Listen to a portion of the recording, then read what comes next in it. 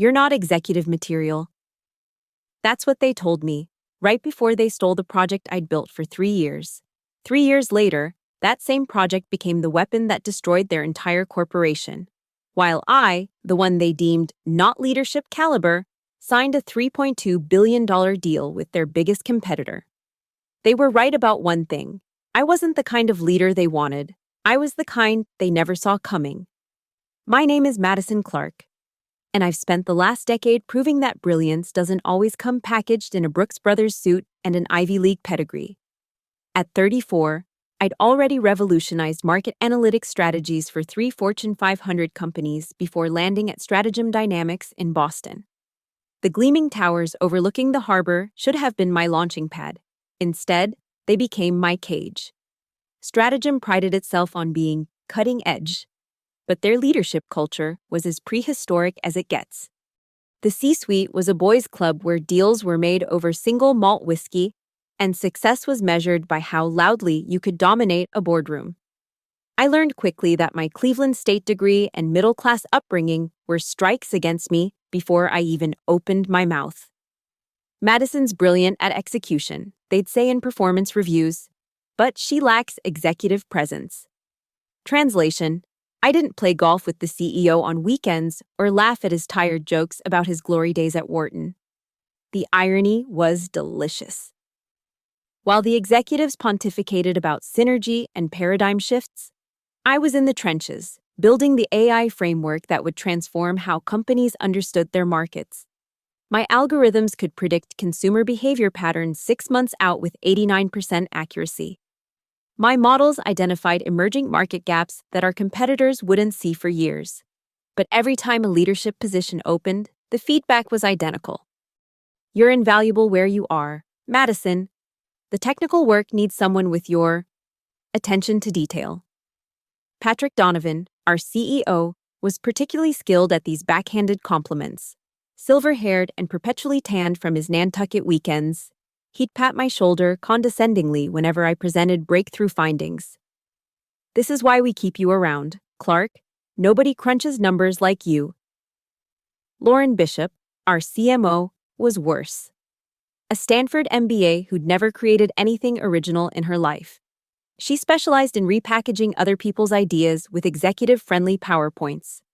She once told me, "Madison, you need to understand that leadership isn't about doing the work, it's about inspiring others to do it." The culture at Stratagem was suffocating. Every meeting started with 15 minutes of sports talk. Every strategy session devolved into dick-measuring contests disguised as healthy debate. The real decisions were made at the private club downtown, where membership started at $50,000 a year and women were only recently allowed in the main dining room. I became the ghost in their machine, essential but invisible. They needed my brain but couldn't stomach the idea of me having actual power.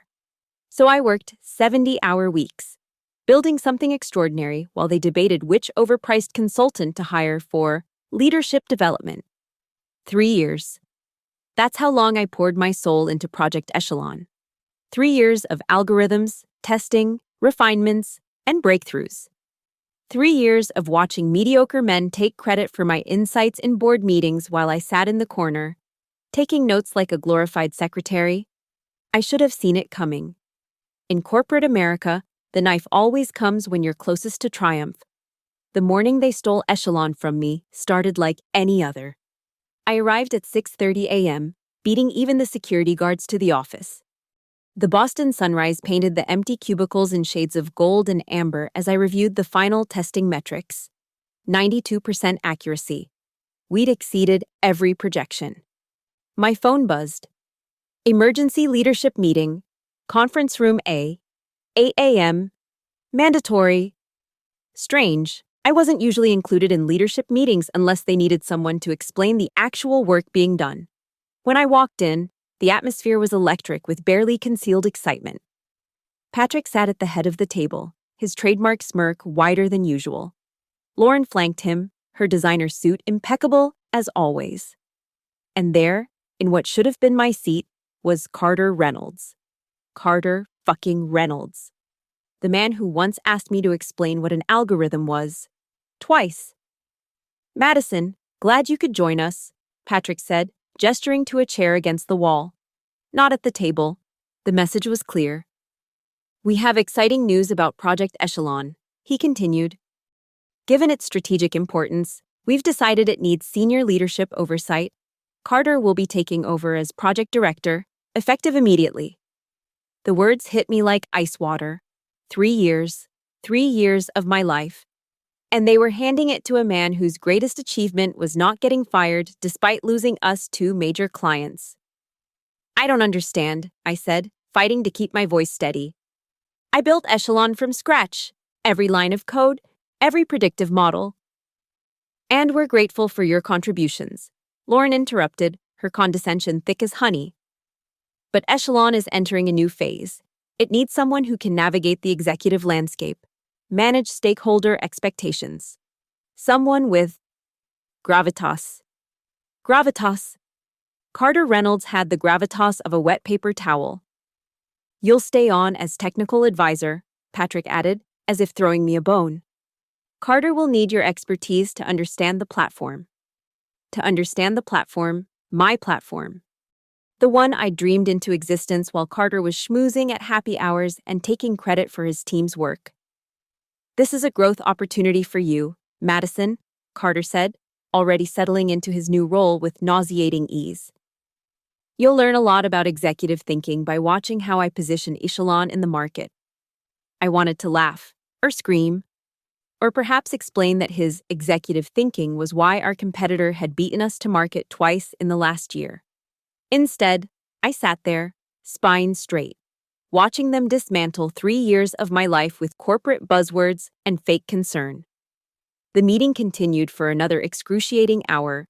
They discussed strategic pivots and market positioning while fundamentally misunderstanding what made Echelon revolutionary.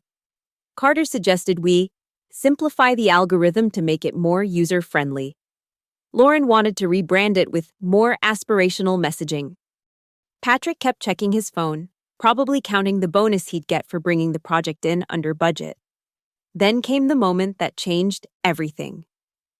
We're in preliminary talks with Vanguard Solutions, Patrick said casually. They're interested in licensing Echelon's technology. My blood ran cold. Vanguard Solutions, our biggest competitor, the company that had been trying to poach our clients for years. The initial offer is around $50 million, Lauren added. Not bad for a pilot project. $50 million. I'd run the valuations myself. Echelon's true market value was at least 10 times that. They weren't just stealing my work, they were selling it for pennies on the dollar. Either they were incompetent, or they were getting kickbacks. The realization must have shown on my face because Patrick's expression hardened. Is there a problem, Madison? No, I said quietly. No problem at all. The rest of the meeting blurred together. They assigned me to create technical documentation for Carter. They scheduled daily check-ins where I'd report to someone who couldn't code his way out of a paper bag. They even had the audacity to call it a transition plan, as if this was some natural evolution rather than corporate theft. When it finally ended, I stayed behind, staring at the whiteboard where they'd drawn their new org chart. My name sat in a tiny box, connected to Carter's with a dotted line. Not even a solid reporting structure. I'd become a ghost, exactly as they'd intended. You're just a builder, Madison, Patrick said, pausing at the door. Not everyone is meant to sit at the leadership table. There's no shame in knowing your place. That's when I knew. This wasn't just about Echelon. This was about keeping me in a box, small and manageable, while they profited from my brilliance. They thought they'd won. They thought I'd accept my place like a good little worker bee. They had no idea what they'd just unleashed. That night, I sat in my Cambridge apartment, laptop open, staring at the email draft that would change everything. My resignation. 8 words. Effective immediately, I resigned from my position, Madison. But first, I had homework to do. I pulled up the patent database and smiled at what I found. 6 months ago, during a particularly brutal crunch period, I'd filed provisional patents for Echelon's core algorithms under my own name. Company policy required disclosure of all intellectual property. But I'd submitted the paperwork during Patrick's vacation and Lauren's maternity leave. The junior legal staff had rubber-stamped it without question. They owned the Echelon brand. They owned the user interface. But the beating heart of the system, the predictive algorithms that made it worth hundreds of millions, those were mine. My phone rang. Mom, calling from Cleveland. How was your day, sweetheart? Did they finally announce your promotion? I almost laughed. Not exactly, Mom, but I did learn something valuable today. What's that? Sometimes the best revenge isn't proving them wrong, it's proving them right, in ways they never imagined. The next morning, I arrived at the office at 5 a.m. and began my final act as a Stratagem employee. I documented every line of code, every system dependency, every technical specification. Not for Carter, for my lawyers. I backed up every email, every memo, every shred of evidence showing that Echelon was built on my innovations. Then I went to HR. I need to review my employment agreement, I told Jennifer, the HR director who'd always been sympathetic to my situation. She pulled the file, and there it was, the clause they'd probably forgotten about. Any intellectual property developed substantially on personal time remained the employee's property. And thanks to Stratagem's refusal to pay overtime, I had documentation showing that 60% of Echelon's development happened during unpaid weekend and evening hours. At 9 a.m. sharp, I walked into Carter's new office, my old office, where he was already rearranging furniture. Madison, perfect timing. I need you to walk me through the algorithm architecture. Keep it simple, though. You know how technical details bog me down. I smiled. Actually, Carter, I came to give you this. I handed him my resignation letter and watched the color drain from his face. You can't. Madison, we need you for the transition. I'm sure you'll figure it out. You have gravitas, remember? Patrick burst in 20 minutes later, Lauren close behind. What the hell is this? He waved my resignation letter like a battle flag. It's pretty self-explanatory, I said, packing my personal items with methodical calm. You have a non-compete clause, Lauren said. You can't work for a competitor for 2 years. I have no intention of working for a competitor. That was true. I intended to become one. And your NDA prevents you from disclosing any proprietary information, Patrick added, his CEO mask slipping to reveal the panic underneath. Of course, I would never share Stratagem's proprietary information. Also true, I'd be sharing my own. They tried everything, threats, guilt, even a counteroffer that doubled my salary. But it was too late. They'd shown me exactly who they were and what I was worth to them. Now it was my turn to show them what they'd thrown away. The security escort to the parking garage was almost ceremonial. Patrick insisted on it, one last power play to humiliate me in front of the staff. But as I walked through the cubicle farm, something unexpected happened, one by one. My colleagues began to stand, the developers who'd worked late nights with me, the analysts who knew exactly who had built Echelon, even some of the middle managers who'd been passed over for promotions they deserved.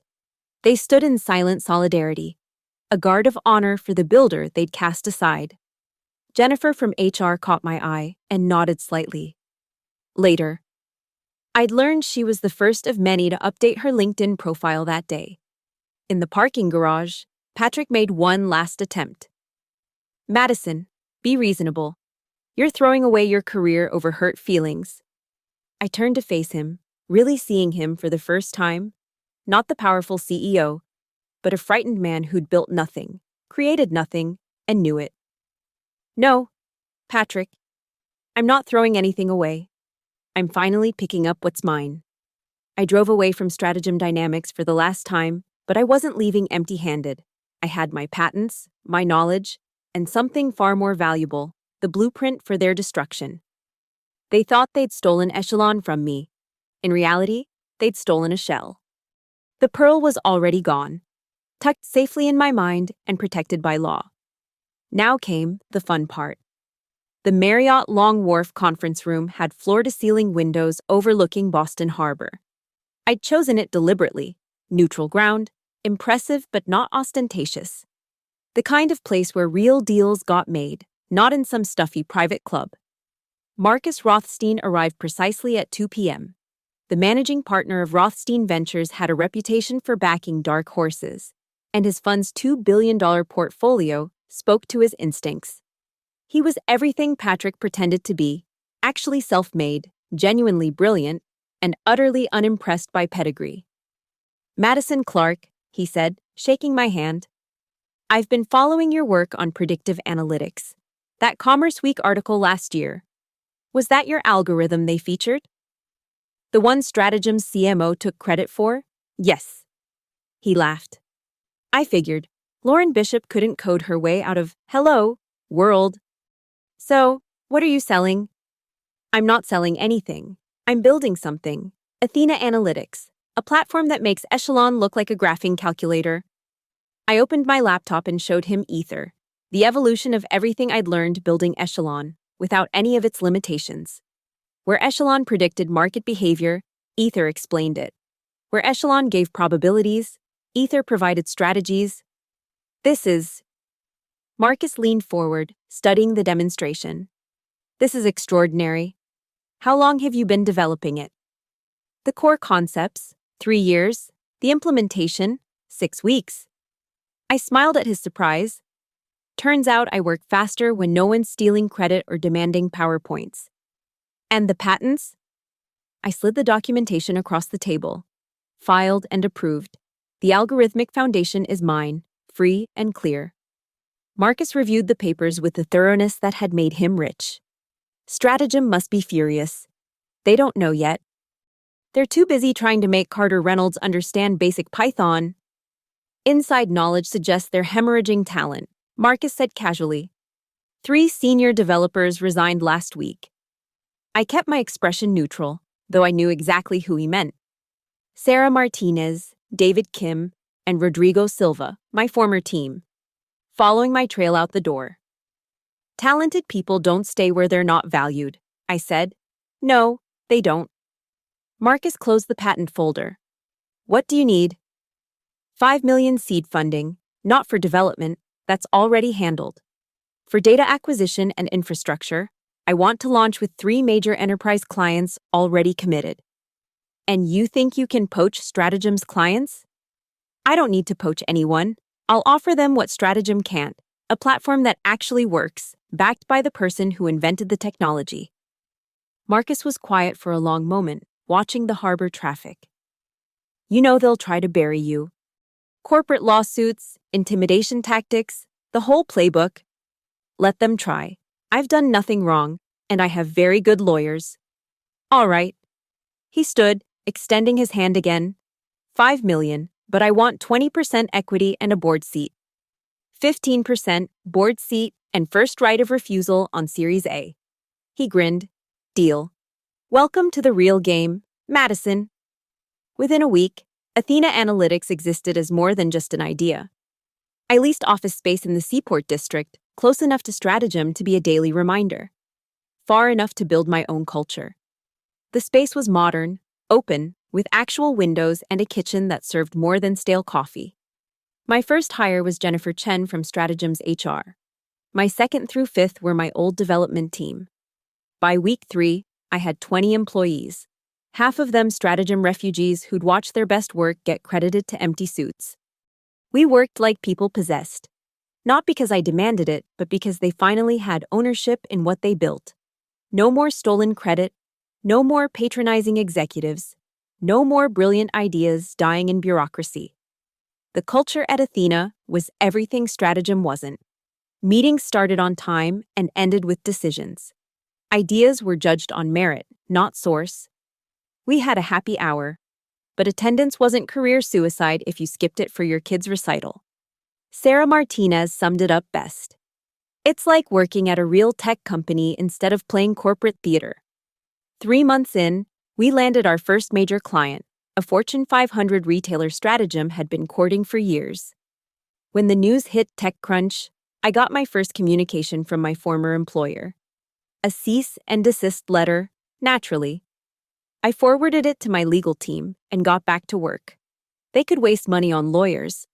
I had a company to build and a market to conquer. 6 months, That's all it took to go from not executive material to CEO of the fastest growing analytics startup in Boston.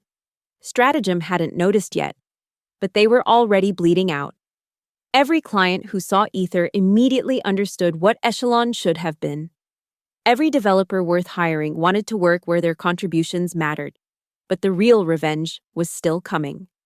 Vanguard Solutions had started sniffing around, and unlike Stratagem, I knew exactly what my technology was worth.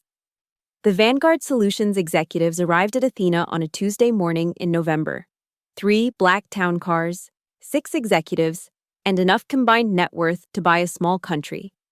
I watched from my office window as they emerged, noting their carefully orchestrated power walk across the plaza. Richard Vanguard himself led the delegation. At 72, he still commanded every room he entered, having built his empire on one simple principle: own the best technology, whatever the cost. Ms. Clark, he said, settling into our conference room. I'll be direct. We paid $50 million for Echelon. It doesn't work. I maintained perfect composure. I'm sorry to hear that. Technical implementations can be challenging. Cut the diplomatic bullshit. Richard leaned forward. Carter Reynolds couldn't implement a lemonade stand. We've had our best people on it for months. The algorithm is elegant, but it's missing something fundamental. The secret sauce, as it were. And you think I can help? I know you can, because you built it. He slid a tablet across the table, showing Ether's latest performance metrics.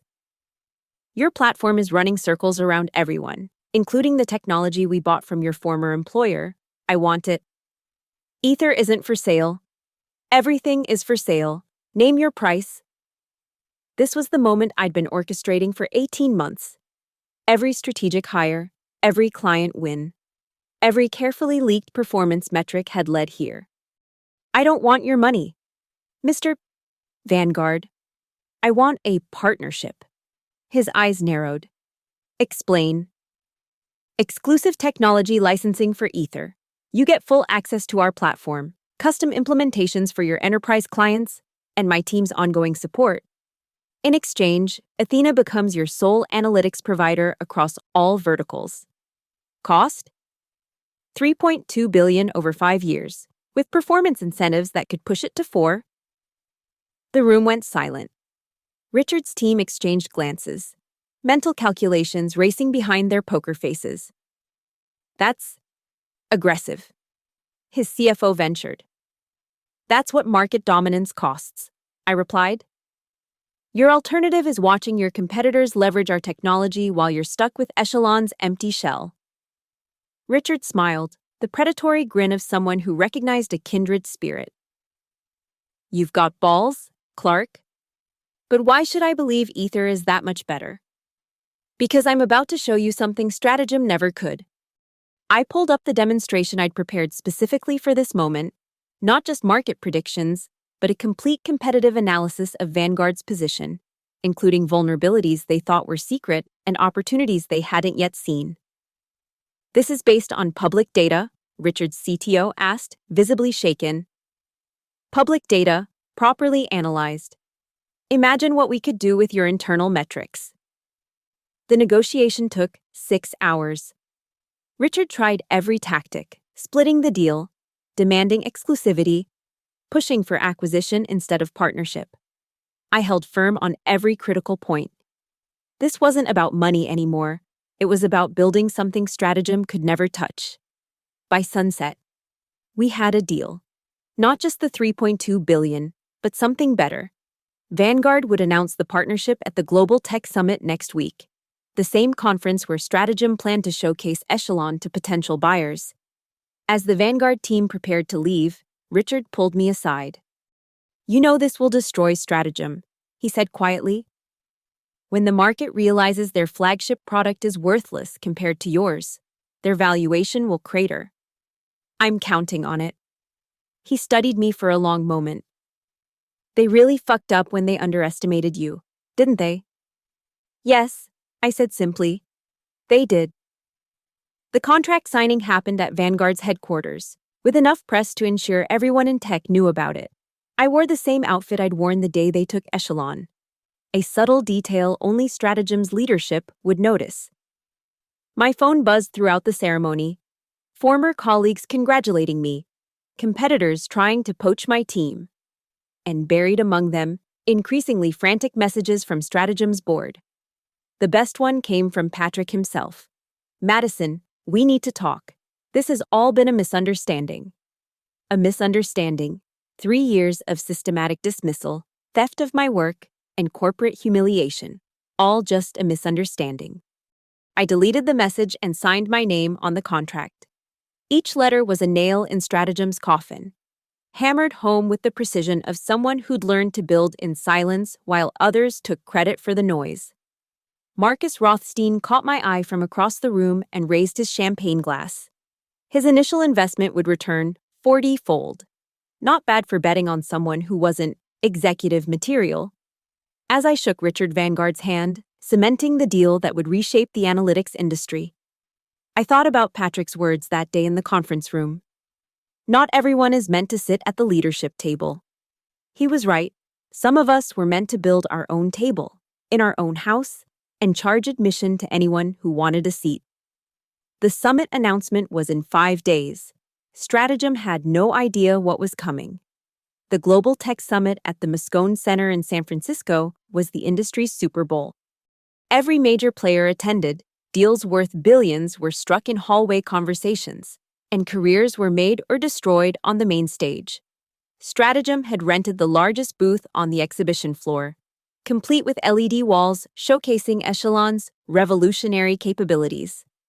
I watched from the mezzanine as Carter Reynolds rehearsed his presentation, stumbling over technical terms while Patrick paced nearby, his usual confidence cracking at the edges. They'd noticed the brain drain by now. Half their development team had jumped ship, and their remaining engineers couldn't fix the performance issues plaguing Echelon. Without my optimization protocols, the system was brilliant in theory but sluggish in practice, like a Ferrari engine in a go-kart frame. At exactly 10 a.m., Richard Vanguard took the main stage for his keynote. I stood in the wings, heart steady, watching the audience of 2,000 industry leaders lean forward in anticipation. Ladies and gentlemen, Richard began, Vanguard Solutions has always believed in owning the future. Today, I'm announcing a partnership that will redefine predictive analytics. The Stratagem team was sitting third row center, probably expecting a glowing endorsement of their Echelon acquisition. Patrick's smile was already forming, ready for the validation. We're investing $3.2 billion over 5 years in exclusive access to Athena Analytics' Ether platform. The smile froze on Patrick's face. Led by Madison Clark, formerly the architect behind Stratagem's Echelon project, Athena has built what we consider the most advanced predictive analytics platform in existence. I stepped onto the stage as the spotlight found me. The gasp from the Stratagem section was audible even over the applause. Lauren Bishop's face had gone pale. Carter Reynolds looked like he might vomit. Thank you, Richard, I said, taking the microphone with the same steady hands that had built Echelon. 18 months ago, I left a company that told me I wasn't executive material. They were right. I wasn't meant to be molded by their limitations. I was meant to transcend them. The presentation was flawless. Live demonstrations of Ether's capabilities, testimonials from Fortune 100 clients, performance metrics that made Echelon look like a high school science project.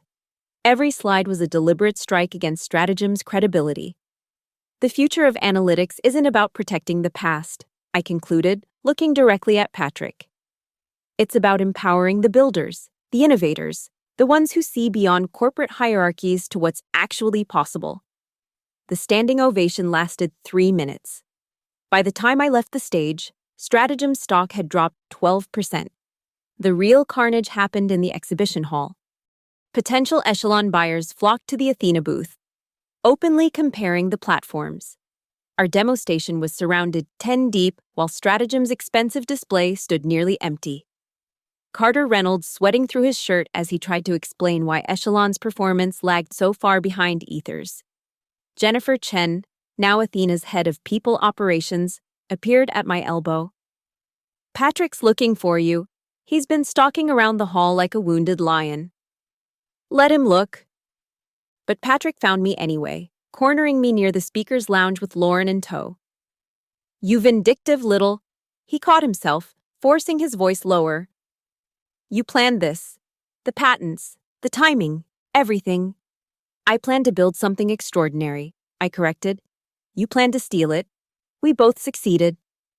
We'll sue you into oblivion, Lauren hissed. Corporate espionage, violation of non-compete. With what grounds?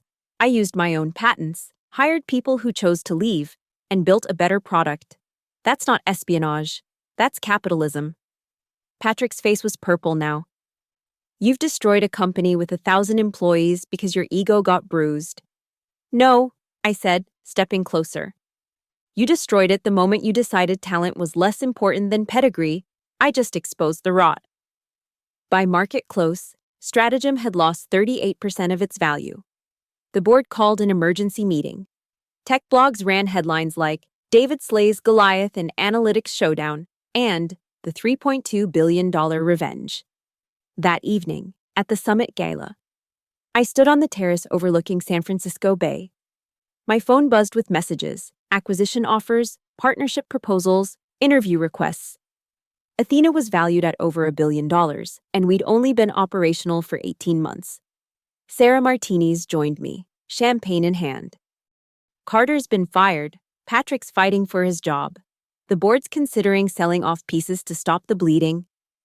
I felt no satisfaction in their personal destruction, only in the validation of what we'd built. Every Stratagem employee who'd been overlooked, undervalued, or dismissed now had proof that the problem wasn't them. What's next? Sarah asked. We build, we grow, we create the company Stratagem pretended to be, as fireworks erupted over the bay, celebrating another summit's conclusion. I thought about that conference room where they'd taken echelon. They'd been so certain of their power, so convinced I'd accept my place. They'd created their own destroyer. The only question now is whether they'd learn from it before the final fall. The Tech Leadership Awards at the Ritz-Carlton, Boston, took place exactly 3 years after they'd stolen echelon from me. I stood at the podium, looking out at an audience that included every major player in the industry. In the back corner, trying to remain invisible, sat Patrick Donovan and Lauren Bishop, no longer CEO and CMO of anything, just consultants scrambling for relevance. When I started Athena Analytics, I began. Someone told me I wasn't executive material. They were absolutely right. A ripple of surprise went through the crowd. I wasn't their kind of executive, the kind who takes credit for others' work, who values connections over competence, who sees leadership as a birthright rather than a responsibility. I was something far more dangerous, someone who builds things that matter. The award in my hand, Tech Innovator of the Year, caught the light as I continued. Stratagem Dynamics died 6 months ago, sold for parts to various competitors. But its death taught the industry a valuable lesson. You cannot steal what you don't understand.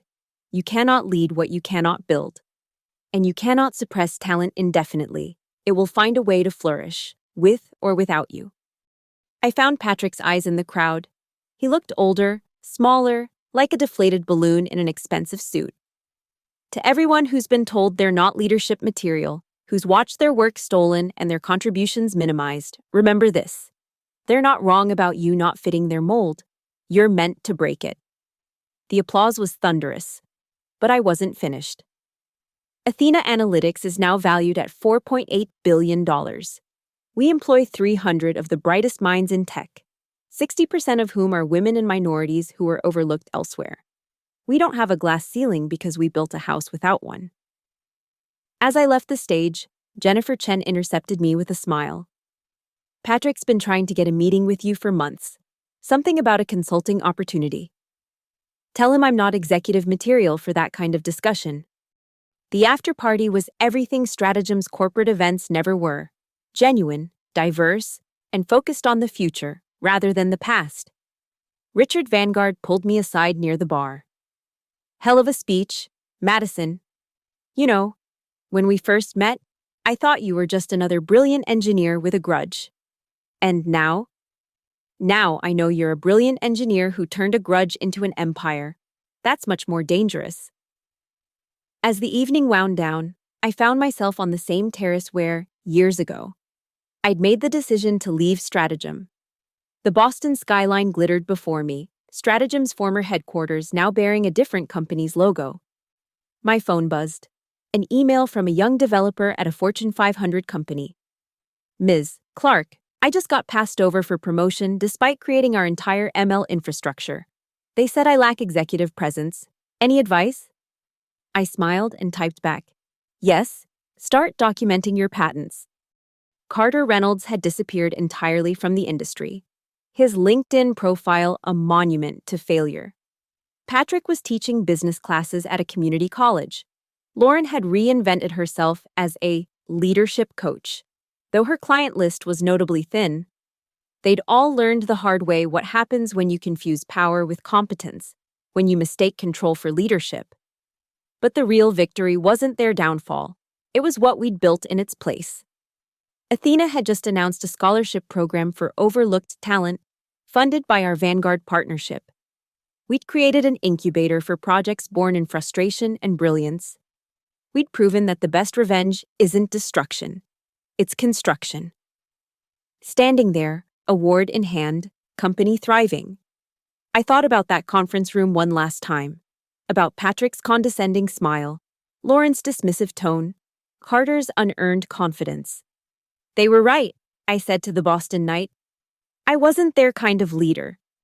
I was the kind they never saw coming. The kind they created themselves. The next morning, the Wall Street Journal would run a profile titled The $3.2 billion Lesson, How Corporate Arrogance Created Its Own Competition.